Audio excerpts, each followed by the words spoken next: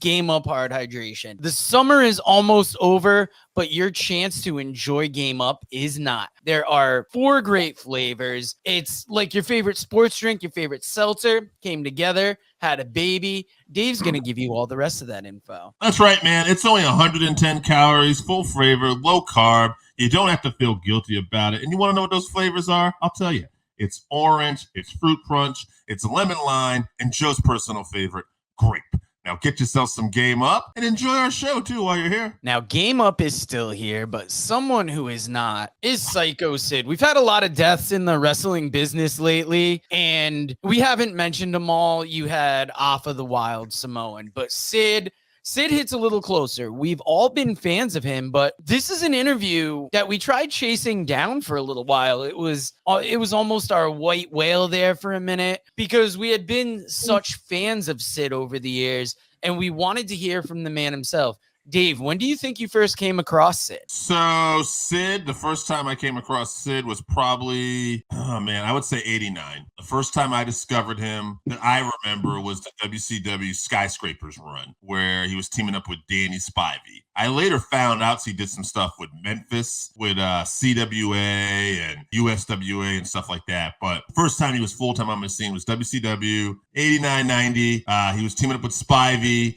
They were managed by Teddy Long, and they were just beating the crap out of people. And I knew who Dan Spivey was for years. He had been in WCW and WWF at the time. But it was like, who the hell was this guy who just looked like out of a movie? And he was so intense. And like I said, they beat the hell out of people. And then next thing you know, he was a 4 horseman for a little bit. And, he was still beating people up. And then he went to WWF for a bit at Sid Justice. And, he was always just entertaining. And I think I've heard people say it's like he wouldn't be what I would call like a great interview, but he had a real physical charisma about him. And he had an intensity about him that drew you to him.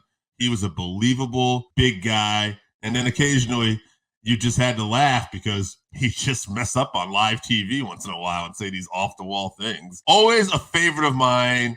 And he will be missed. It's not like I go back and it's like Kurt Hennig and Bret Hart where I see all these great matches. But man, he's just a character. He's just a character that I really enjoyed. And he was also, when he was in a company, he was always featured big. The amount of times he came back to WWF and WCW always had that spot. Like you said, not always the greatest on the mic, but that didn't matter because of what he brought with him, the aura about him. I think I first remember him in WWF and then seeing him go to WCW. And now that I'm older and becoming more of a fan of wrestling history, knowing that he was the Lord Humongous in Memphis at times. And also, I find it really admirable that he wasn't afraid to walk away from the business at times. Everybody would give him a hard time about, playing softball and things like that.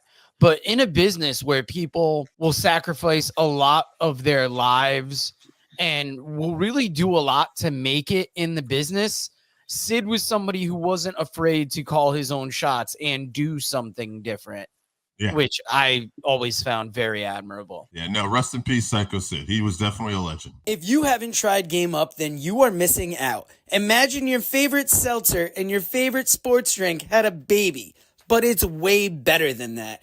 Each can is 110 calories, low carb, 4.9 ABV. It's a nice light drink that is not light on flavor. Game Up comes in fruit punch, orange, lemon, lime, and grape. Pick it up at drinkgameup.com or at your nearest liquor store.